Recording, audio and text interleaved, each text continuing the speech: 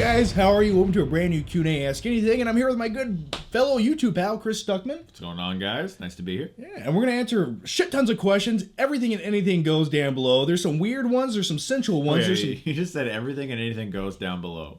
Absolutely. I stick with that motto. Alrighty then. Let's do it. Yeah, just don't call the cops. All right, guys, so let's just dive into the questions. And the first one is, how did you and Chris first meet?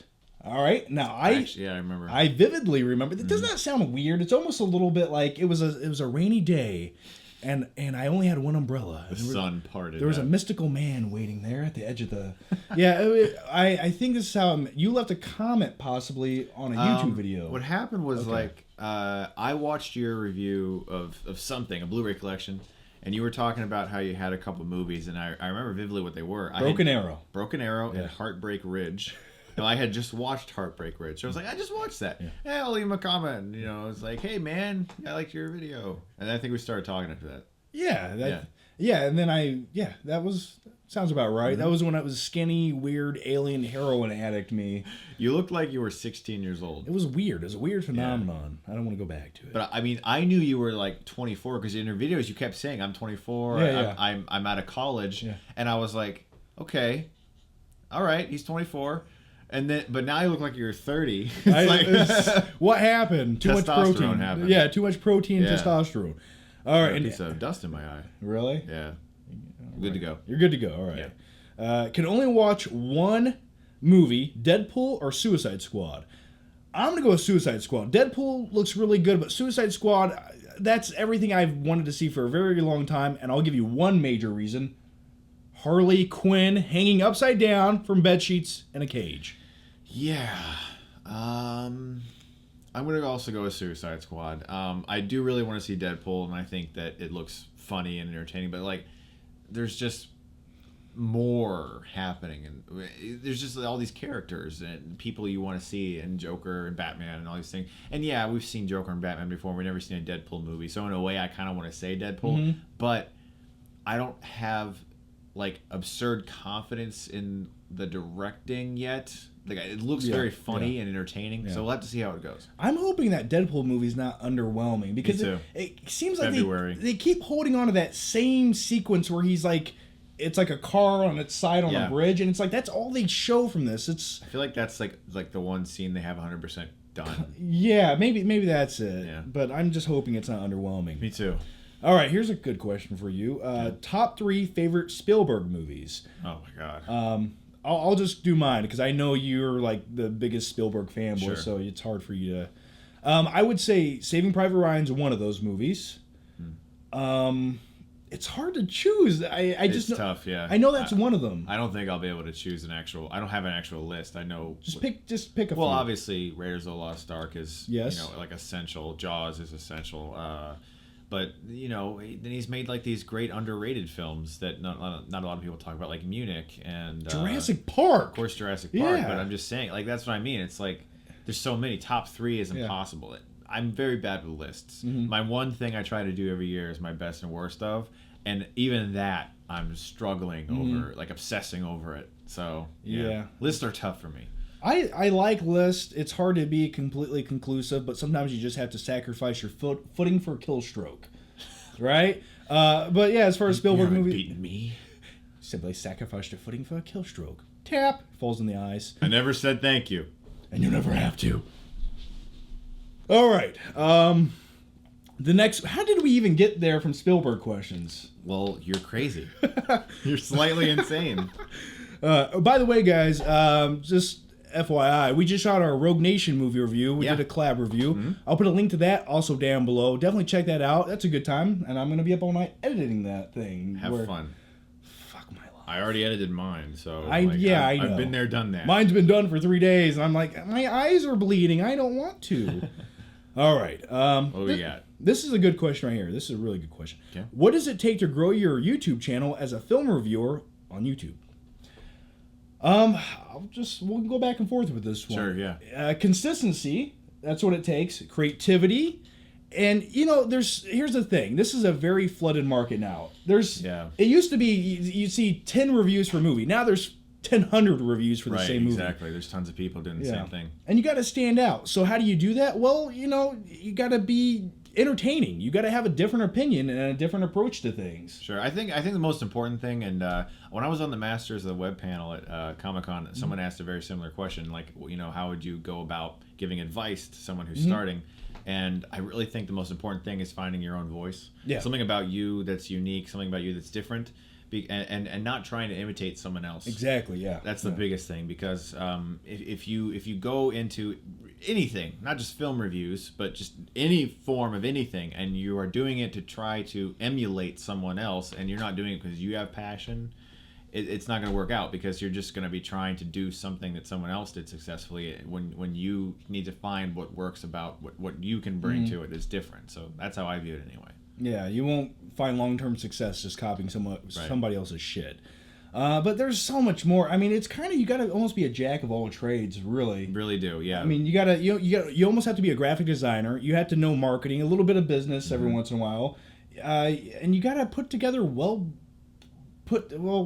professional videos, or at least professional as you can afford. Yeah, I mean, like before I started what I'm doing now, I knew nothing about Photoshop. I knew nothing about lighting. I knew nothing about very like microphones and audio volumes and like the equalizer in your editor and stuff, like things I've learned about audio editing, things I've learned about video editing. It's just and you really do have to know all these things. I mean, unless you live in LA or something and you can hire an editor or hire a technician or something. Like, we don't have that here, so we have to do all that ourselves. And we're just broke ass dudes making YouTube videos, really. And the other thing is, the more YouTube videos, here's the thing. Here's what I tell everyone who says, I want to make YouTube videos. Your videos are going to suck at first. They're going to suck. They're going to suck for a while. Oh, yeah. I look back on my videos from a year ago, I'm like, ugh. You cringe. Yeah. I fucking cringe hard. But a year ago, I was like, these are really good. And then, like, now, there's just certain things I keep learning about, like ISO in your camera, the settings of ISO, ways to maneuver lights and everything. I'm still learning about that. I was just talking to a colorist who works in LA who was telling me little tips of how I can improve the color of my videos. And it's all those things that it's a constant improving that you're doing. You're constantly trying to improve. And it's not even a technical level all the time. It's a personal one as well, because you're going to figure out your own personality throughout making videos, because at first it doesn't matter who you are. You're going to be shy when you first turn on that video camera. It's just, it's natural. And I can look back at my older videos. Naturally, I'm kind of a loud guy. I talk a lot. But in my earlier videos, I'm kind of a little bit slumped over. I sound very somber, but very dark. And you should have heard me before. Like, if you think I'm like, because now I'm kind of mellow. Like, I'll freak out sometimes for a great movie or for a terrible movie, or if I'm trying to be silly. But but overall, I'm definitely the mellow one. But sitting here, you should have seen my first two videos. Like, I sounded and looked dead. Like you were dying of mono. Yes, I'm really like I'm just sitting there, and I swear to you, this isn't an exaggeration. I'm like, Alice in Wonderland was directed by Tim Burton, and it stars Johnny Depp. And I was just like, some people watched me back then. Like about 1,000 subscribers, and I was like, those are the people that I really commend. Those people that somehow. Thank you for your sacrifices. Yeah, I mean, I love all of you guys, but like those people who actually liked that. I appreciate whoever the fuck you are, we appreciate you. We don't know how you did it. I appreciate that. And that's what I say about everyone who watched my first year or two of videos. I appreciate it. Those were the tough times. I still go back and watch some of those videos, by the way. Oh, just man. Every once in a while. Because I look like a mutated freak. It's not just the fact that you look like you're 10 years younger. I look like E.T. It's very funny. Like, you're just driving around talking about, like, that's a strip club where my uncle died, and so, like, just random shit. Well, he didn't die. He ate a steak and got a lap dance and then got something else. But I'm just saying, like, that's how your videos were back. Next question. Next question. Let's move on. Otherwise, this will be like a 2-hour video. Oh well. Okay. Out of all the live action Batman actors, not counting Affleck yet, who is your favorite? I would say the obvious one. You want to get nuts? Let's get nuts. I wouldn't say Michael Keaton. I just wanted to say that. I'd say Christian Bale. I would say Christian Bale. He really brought it as Bruce Wayne, and as Batman, he really became the Batman that I thought was a badass who could knock someone's teeth out for the first time. I appreciate the stipulation in that question, live action Batman. because otherwise I would have said Kevin Conroy, the voice of Batman in many different incarnations of the character, animation and video game form, who is just very, very close to my heart, I guess. But I agree with you, Christian Bale. Yeah, you can make fun of you're gonna be a bad self forever. You can make fun of that forever, and yeah, it is a little it's over the top for sure. But to me, and I've heard people complain like, why in Dark Knight Rises when Catwoman disappeared, did he not just go like? So that's what that feels like when he was alone. Yeah, he was like, so that's because he's a character. Yeah, he's playing the Batman character. I would do the same thing. But nevertheless, yeah, Bale brought what Michael Keaton didn't bring to Batman, in my opinion anyway, was the Bruce Wayne element. I never really bought him that much, really, as a billionaire playboy guy. That fucking perm, man. Now, I know it was the 1980s, but... And can I say something? Absolutely. Michael Keaton is 5'9", I believe. And 140 pounds. He doesn't look like Batman. He really doesn't. Now, Christian Bale's not a tall guy, like a super tall guy, but if you look at him in Batman Begins, the body that he worked to have for that movie, he looks like Batman. Like he actually looks like what Batman would look like. Interesting tidbit, Christian Bale actually got so big and buff before they started filming. Christopher Nolan's like, dude, you're too big to play Batman right now. We need you to slim down. I remember that. He got too big as Batman. He was probably by the level that the Snyder wanted Batman to be, Zack Snyder. 280 pounds, juiced out of his mind. You will never get returned. All right, favorite line from Dark Knight Rises. All right, the next question. This is a pretty good question for you. You might want to get your glasses ready. What is your favorite Tom Cruise movie? It's between. You go first. Two for me. It's between Minority Report and Collateral, I would say. I also really love The Last Samurai quite a bit, but Collateral to me. Look, I love Tom Cruise. I love Tom Cruise as an actor, like I do. But Collateral is really that one movie that he's made where I actually don't quite see Tom Cruise. Completely agree with you. And it was the first time you really did. Name another movie where he really played a villain. The closest really would be Interview with a Vampire. Yeah, and exactly. That's really it. Tom Cruise makes a good villain. Yeah, he does. He was just everything. Yeah. Was just perfect in Collateral. I love that movie. I would go with Collateral. I'd probably agree with that in my top two. The other one is Risky Business. Great movie. Not just a funny like 80s thing you reference. A legitimately great movie. Almost timeless. And the whole concept behind that, like your parents leave town, you use your parents' house as a whorehouse, you're dancing around your underwear. That's all I wanted in life ever since I was 9 years old. And it's finally coming true. When you were 9 years old, you wanted to have a whorehouse. Well, at first I wanted to dance in my underwear, but the whorehouse part came when I hit puberty. Got it. All right. If only you knew my real life. Any thoughts on the fact that all the Batman actors are still alive? TV show to Dark Knight. Actors, yeah. Versus the Joker actors who are dead, Romero and Ledger. Wow. Well, Jared Leto's still alive. True. So that's one Joker. Mark Hamill. Jack Nicholson. Jack Nicholson. Yeah, so a lot of the Jokers are alive. So yeah, it's kind of like I don't know if that's really a fair question. Yeah, it's a whatever question. All the Batman actors are alive. There you go. I feel that's pretty cool. That's my answer. They're alive. If you guys could be in any movie character that isn't Star Wars, Marvel, or DC, who would it be? Ethan Hunt. The guy's a superhero, badass. He is simple. Yeah, he can ride a motorcycle like a crazy person. He can fly on planes and Burj Khalifa and run like a crazy, just. But a badger. Put yourself in that situation. Would you want to? No. Would you want to live that life? No, I wouldn't. Now tell me the life you would want to live. Well, I can't be Luke Skywalker. I can't be anything. But see, that's not really fair because like every movie has somebody who's in some form of peril. Otherwise, it'd just be a boring movie where they sit around. Well, yeah, it's like I want to be the Big Lebowski. I just want to sit around in my underwear. Yeah, the dude. Yeah. Hey man. Yeah. Oh gosh.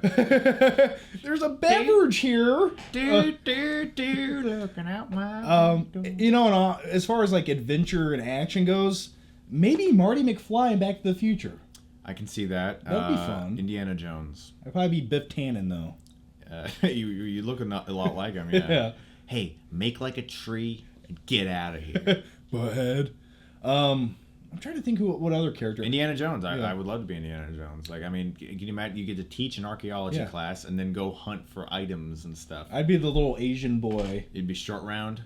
Mr. Jones, Mr. Jones. Okay. You call him Dr. Jones. I can't do a good. You call him Dr. Jones. I can't do it. Was that good? No.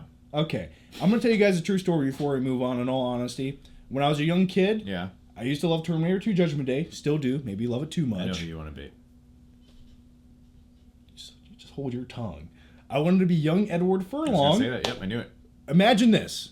You're a kid, riding around on your dirt bike, you look at your stepfather, you're not my real father, Todd, and your little ginger friend jumps on the back of your dirt bike, listening to music, kicking ass, stealing money out of ATMs, and then a big cybernetic organism protects you. That would be fucking awesome. That'd be pretty cool. Imagine that, man. Imagine having that childhood experience. Yeah, and then you could have like really poorly ADR'd dialogue, like, "Yeah, chill out, dickwad."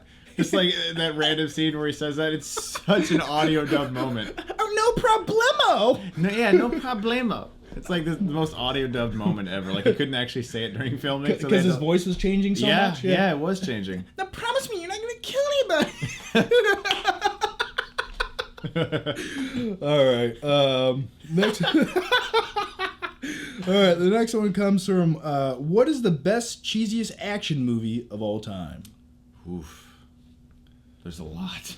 I know. That's almost too tough to pinpoint. Like there's some truly cheesy ones like from the 80s and 90s that were like only on VHS that like were never in theaters. Mm-hmm. You know, like the best death scene of all time with Jackie Chan. You see that? Or he like crushes that guy in the chest and he's like, "Ah!" And then he falls over and goes, and just dies instantly. If you had to pick a popular one though, pick like a. Oh, there are some great Con Air. Con Air is so great. Con Air is probably the most over-the-top action movie of all time. And cheesy is what he asked for, and that is a cheesy movie. I mean, well, it ain't my ties and Yahtzee out here, but let's do it. And then he just, but what? Who wrote that? Some genius.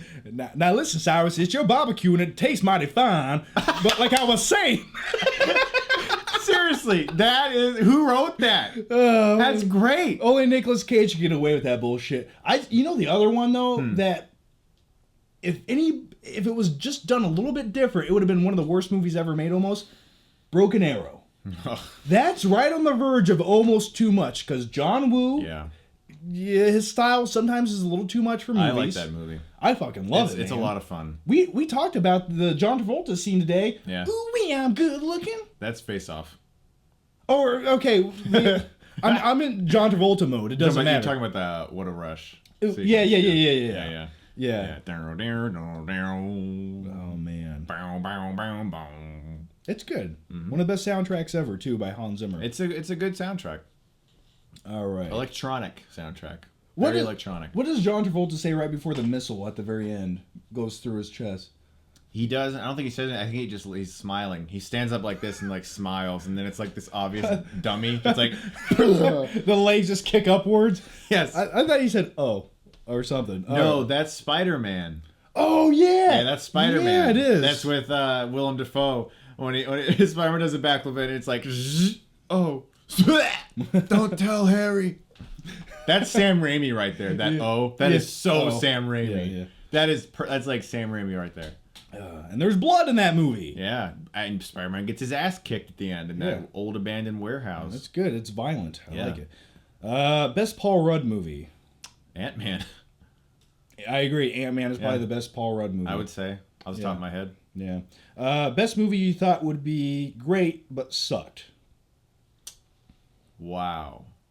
Do you remember how excited people were for Battle Los Angeles?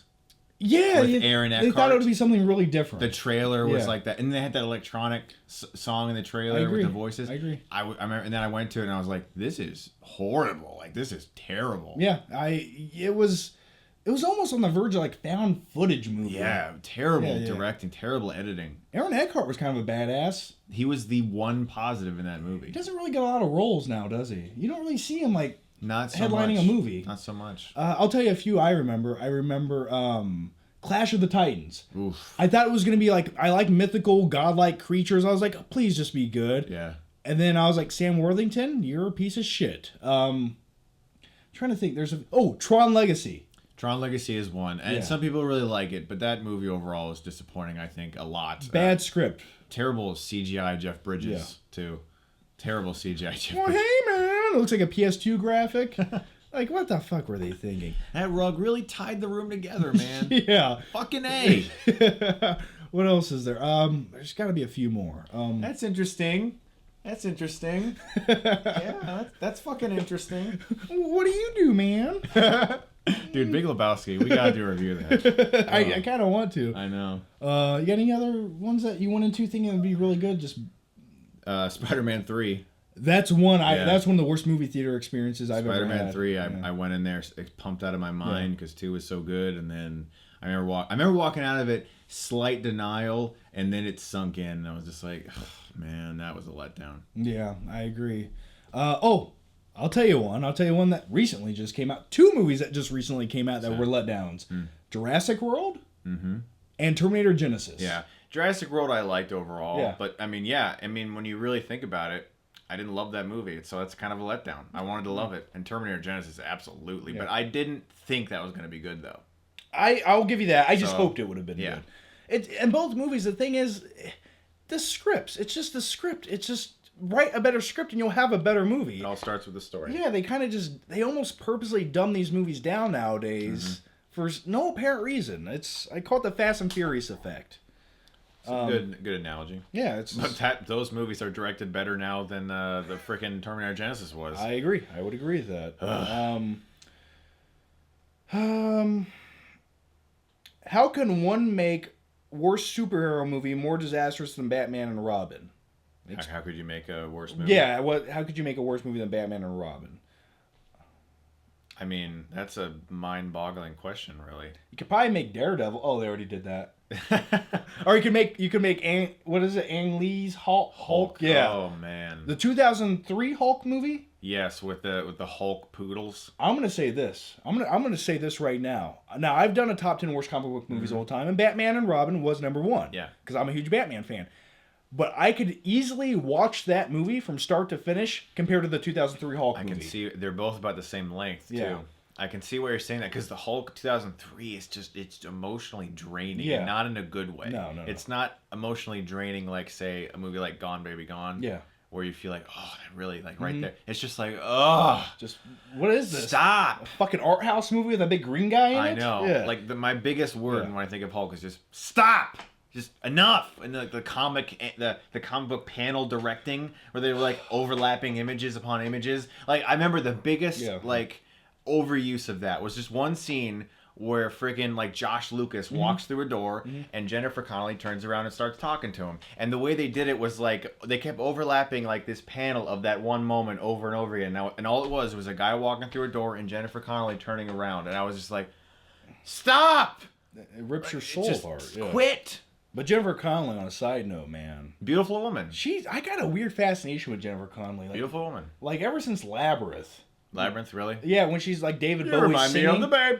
Yeah, and she's like running around stuck in a maze. Like I always wanted to have a big maze with her stuck in it, and I'm singing. And David Bowie's stunt arms doing the. Oh, the- I am the David weird- Bowie. the weird ball. I have the tight little pants and the little baby in a bubble. You're David Bowie. And then the cops get called. Yeah. Got it. What is your least favorite villain in a movie?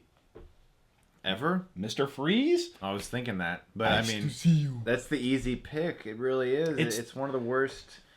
It's really one of the worst picks. At least it's entertaining. You know. Sure. Ooh, that's kind of a spoiler. I wanted to almost say, like, I like to go with recent movies because it's fresh on my brain of sadness and irritation. But like the villain from Terminator Genesis, Ugh, fucking just tiresome Dumb. and blah. dumb. Like, yeah. how do you compare that to the original T-1000 and T2 Did I Judgment? say Day? Jar Jar Binks? Yeah, you He's a could. villain to me. He screwed up things in the movie, He's didn't a he? villain to me. He did. He's a villain to most of us. Oh, I have another villain. Hayden Christensen.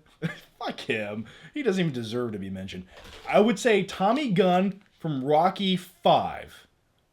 Oh my God, yeah. Tommy Gunn from Rocky 5. Or even more so, the evangelist from Rocky 5. The proclamation! That guy, like, all the time. Oh my God. Like, everything from Rocky 5. Yeah, so we'll go with that for now. I'll go with that. I will say one of my biggest letdown villains was Venom in Spider-Man 3. Terrible. Yeah. Terrible. Topher Grace? What? Hey guys, you guys like Venom? The arch nemesis of Spider-Man? Guess what? He's going to be in the movie for 4 minutes. And he's played by Topher Grace. Fuck you. Hey, give us your money. All right. One of your least favorite actors and why? One of my least favorite actors. Katherine Heigl. I do not agree. really enjoy her as an actress. Because the movies that she picks, she keeps playing the same stereotypical character in like a Uptight. romantic comedy, very uptight. She'll meet a guy or something who loosens her up, and then she feels Figuratively like, and literally. that's not what I was saying, John. Well, that's what happens. You know what I mean. You know, she gets like she gets weight off her shoulders, and then by the end of the movie, she's a happy person. Yeah. But it's not just that. The movies she picks are terrible. I can't really think of a good. She was in that TV show Grey's Anatomy, and I guess people liked it, and then she was like, "Quit! I'm quitting that because I want to be a movie actress." And She got lucky with Knocked Up. I guess Like the only good movie she's been in. Okay. Yeah. I mean, probably yeah. But it's like, but then in real life, she seems. I don't know, but she just seems A little really stuffy. Yeah, like she won an award one time. I saw this award show, and they announced her name. She came up and got the award, and she just like leans into the microphone and goes, "It's pronounced Heigl." I was like, "Who does that?" Like this, just like she's kind of chick you take out to Red Robin on a Friday night. You make all these great jokes. You're witty. You're on cue. Did I spit in your eye? No. You're rubbing your eye like I spit in it. You did. It'll make you stronger. You spit in it. It's the super soldier serum. And she just doesn't laugh at your jokes. She just stares at you with a 1,000-yard stare. Right. I got a few actors. Sure. And I know for a fact you're going to agree with these. Yeah. Jai Courtney. Not a good actor. Bland. No charisma whatsoever. This guy, he's almost deaf to every movie he's in. He really is. And Sam Worthington, which is a smaller, weaker version of Jai Courtney, but just as terrible. Smaller, weaker version. Yeah. I got an actor, too. I said an actress, so to be fair and level-headed, I'll say an actor.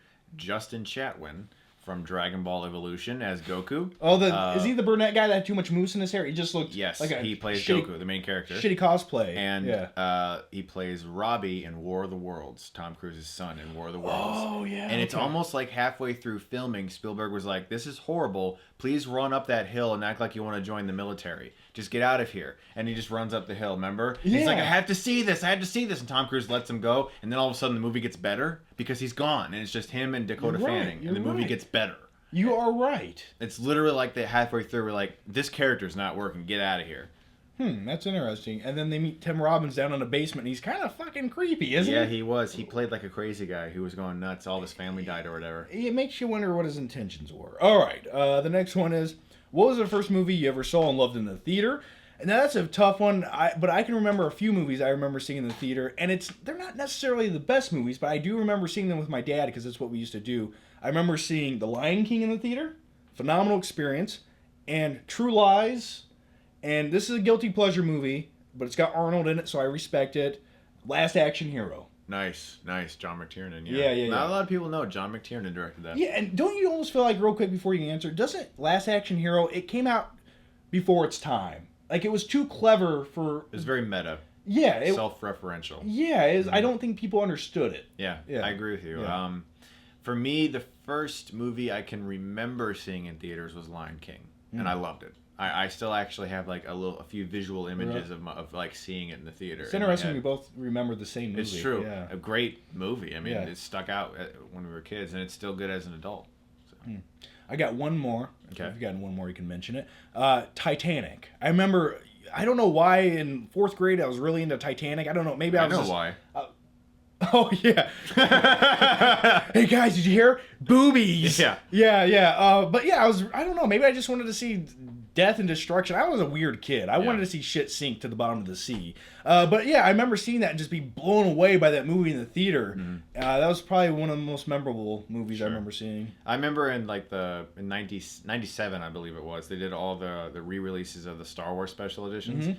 And as a kid, I wasn't like offended by the special edition effects, Yeah. But I loved seeing the originals in theaters, getting a chance to see them in theaters, and I'll never forget that. I'll never forget going to see Empire Strikes Back in theaters. It was just a mind blowing experience. Really? Yeah, because that was the most untouched of all the special editions.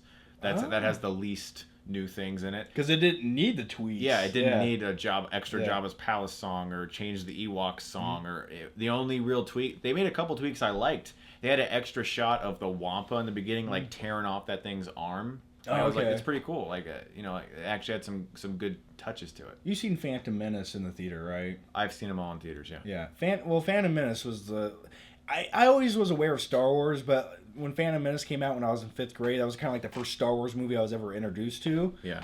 I guess that wasn't the best way to start my experience. Probably not. No, I watched all the originals over and over again on VHS before Phantom Menace. So. All right. This one, I don't think you watched the trailer. I'll give a real quick answer on it. What are your thoughts on 13 Hours trailer directed by Michael Bay? No, I didn't watch it. Typical Michael Bay. It looks like a Michael Bay demo reel, in all honesty. You have these guys raiding a little complex, Michael Bay explosions with sparkles in them, American flag slow-mo. It could really be taken out of any Michael Bay movie, and that would have been it. It's a montage sequence from any Michael Bay movie. That's what it looks like to me. So I didn't miss anything? No, and I've heard a lot of things that's basically a propaganda piece. So, yeah, all right.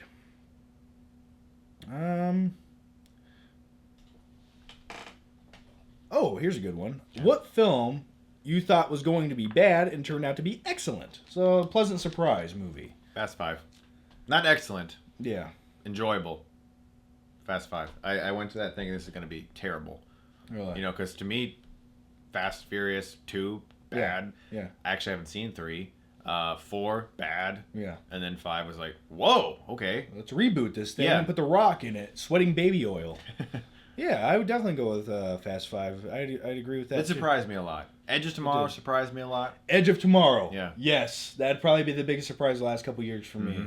There was something else that recently came out, too, that was a pleasant surprise. I can't remember what... my mind's going blank. All right, let's keep going here.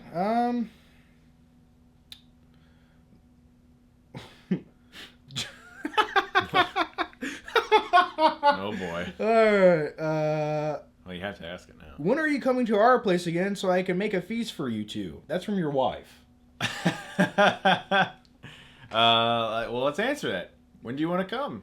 When do you want to come over? Well, first of all, you know this, but I'm going to tell these guys. Yeah. I'm kind of a recluse. I'm socially weird. I like to sit in my house, and the only place I go is to the gym. I am aware of that. And, I'm just weird. So I don't know. Whenever you'd like, sir, you are more than welcome to come. Maybe this fall. Yeah. Maybe this fall. I'll be at TIFF in September, but sometime around I there. like October. It feels pleasant. October sounds good. I like the colors. Head on over. I'm going to head over.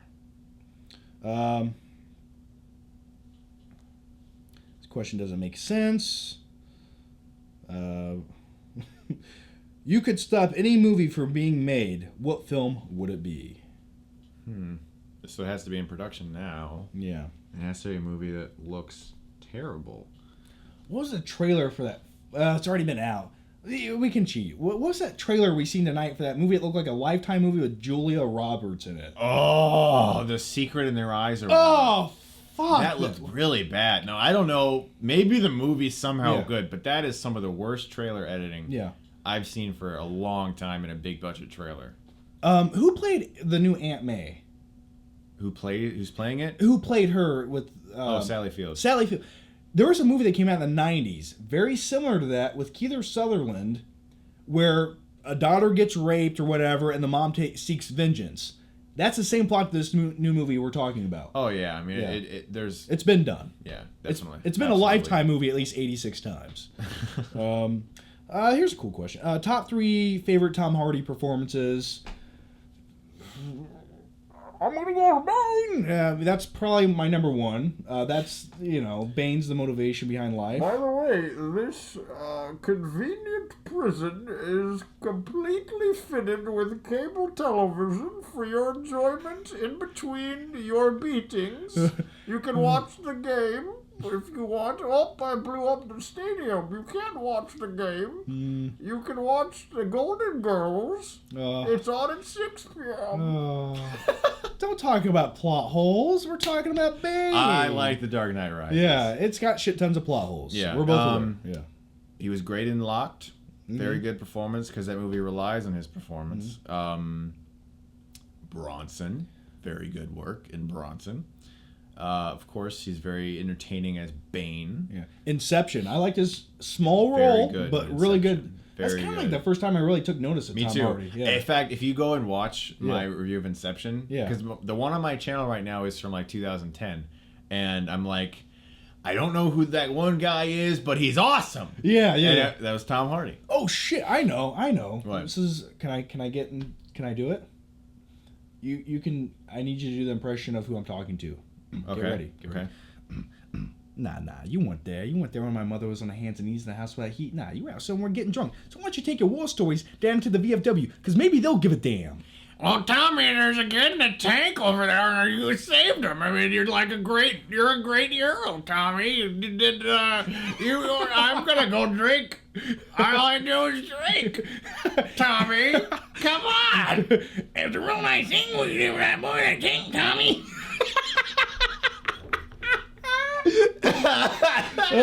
Shit. So Warrior, that'd probably be mine right behind He Bane. is great in that. Yeah. Can we find another Nick Nolte question? We could have like a Nick Nolte talk off. Hey man, you like my beard? Hey, no. I was in Hulk. I was in the Hulk movie with Eric Bana. He looked like he was addicted to meth. He looked like his mugshot in Hulk. He did. He wearing a Hawaiian t-shirt. All right.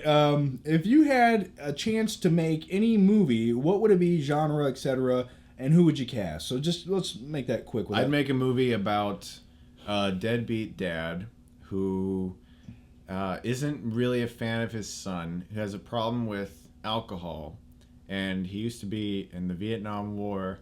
And he'd be played by Nick Nolte. And then it would be, hey, kid, why don't you come over here and fill up this cup? I'm sick and tired of not having alcohol in this cup. Or better yet, let's do the true biography, the true autobiographical story of Bill Cosby. Straight from 1960 to today. Oh. Depressing as hell, I know. I grew up with the man. But seriously, you know what's going to happen now, right? Joe, putting cups and putting pills and you're drinking and not touch your movies when you go sleepies and goobies. Let me tell you about something, John. I'm just going to put this inside of you, and you're going to just take it inside, and you're just going to have, here's the pill. It's called my special pill. I give it to everyone, and they always say it's so good, and then they fall asleep, and I just, oh my gosh, she fell asleep. Look, she's asleep. I think I'm going to take advantage of this sleeping person. So we're going to make a Bill Cosby biopic, is what you're saying. I'm just saying it's going to happen.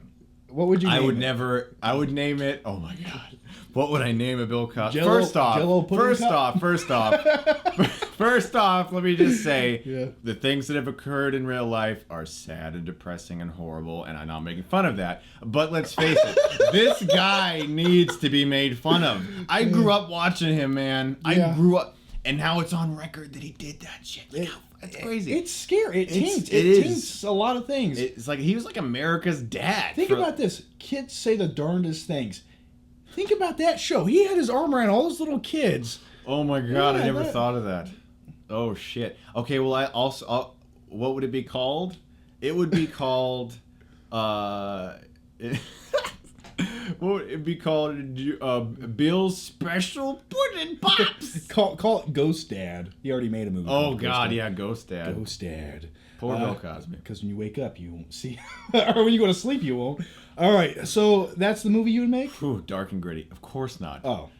What the fuck are we doing right now? Just making funny jokes. How did that all happen right funny there? Imitations. All right. Imitations of Nick Nolte. All And then when I was going, hello, I was like, wait, that sounded kind of like Bill Cosby. It did. So we went from Nick Nolte to Bill Cosby. If I could make a movie, what would it be? If I actually was able to direct a film, I honestly, legitimately would love to direct a Mission Impossible movie. I'm serious. And if you couldn't do that, something along those lines. Mm-hmm. Okay. I would like to direct a heist film. Like I know you love heist films. I would use something along the lines of Point Break. I like that. I would go that route. Mm-hmm. All right. Let's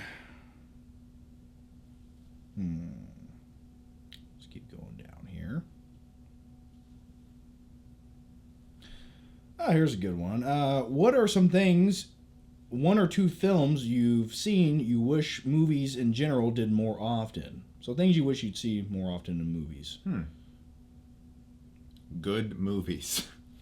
Good movies are good. I wish I saw more good movies. Great movies. Yeah. That's what I mean. I would use an example of, like, we'll talk about Rogue Nation since we've seen it tonight. You know, the way that's filmed and edited and the way that they execute the action sequences in that movie. Absolutely.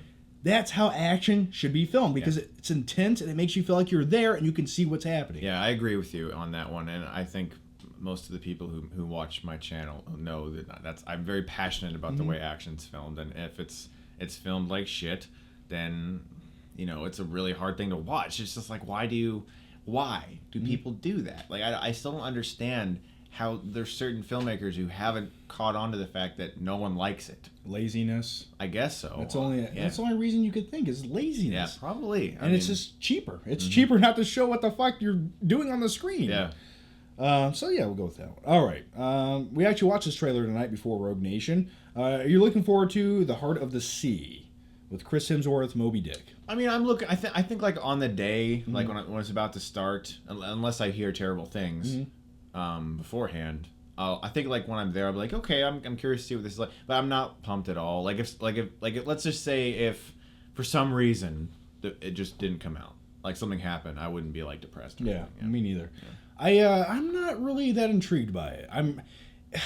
Me neither, really. Yeah, I just listen. The concept of a guy going up against a big beast.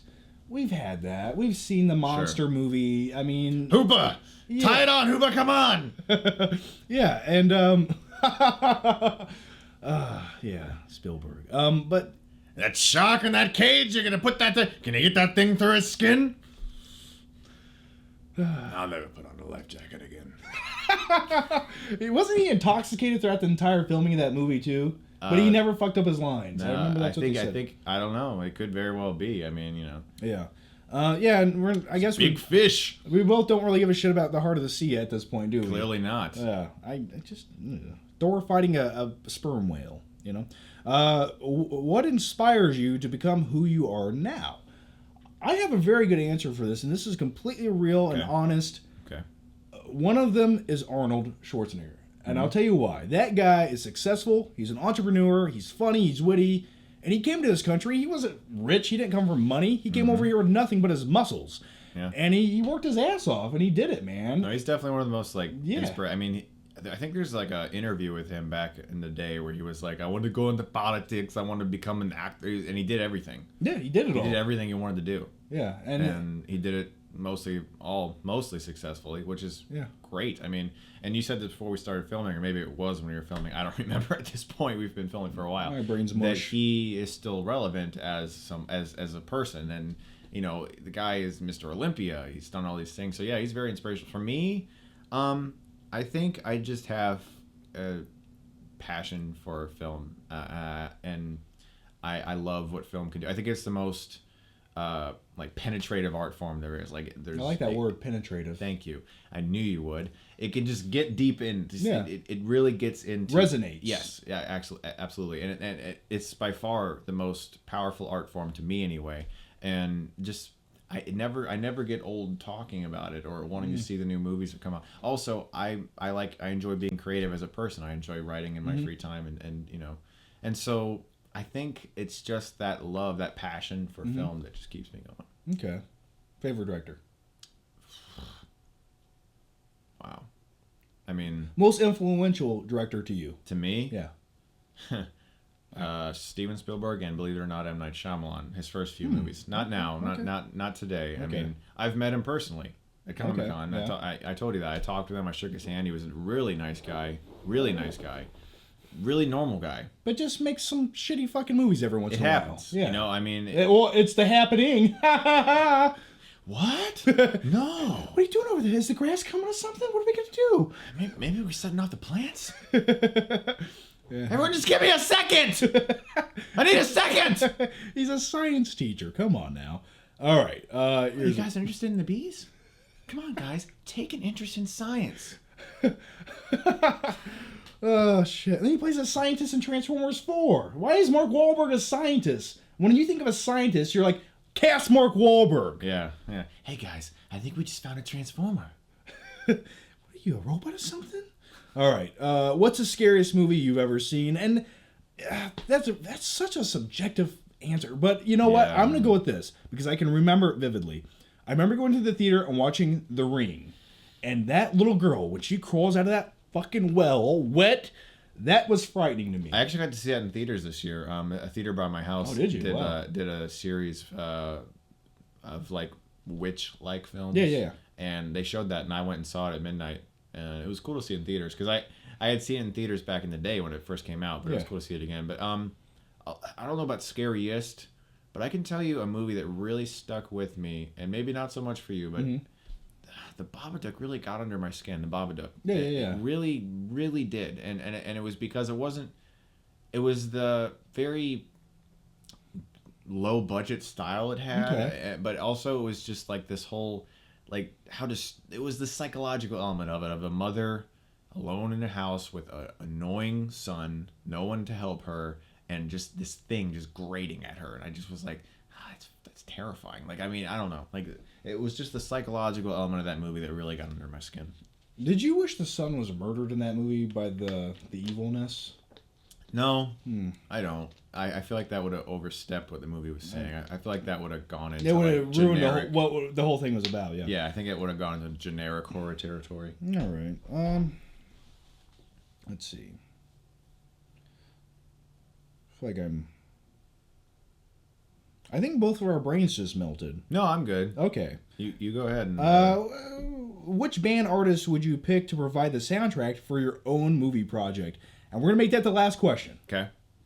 Well, I guess it would depend on what the movie was. Like, if it was like a very electronic film and I wanted it to be really energetic, I would love Daft Punk.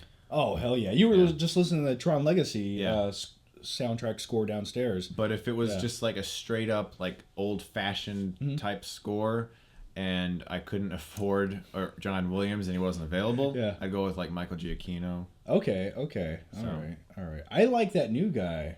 The new composer right now. You know what I'm talking about. Junkie XL. Yeah, man. That if you listen to his Brother in Arms track from Mad Max, that's amazing. Like, he has that Hans Zimmer vibe, but it's a little more edgy. It's just slightly more edgy. And I think if I made a movie, that's what I would want exactly. I think the way his music is, it'd fit perfectly into a heist movie. Cool. So you combine those two, it'd blow your melon wide open. And if not, Hans Zimmer. You got to go with the Zimmer, baby.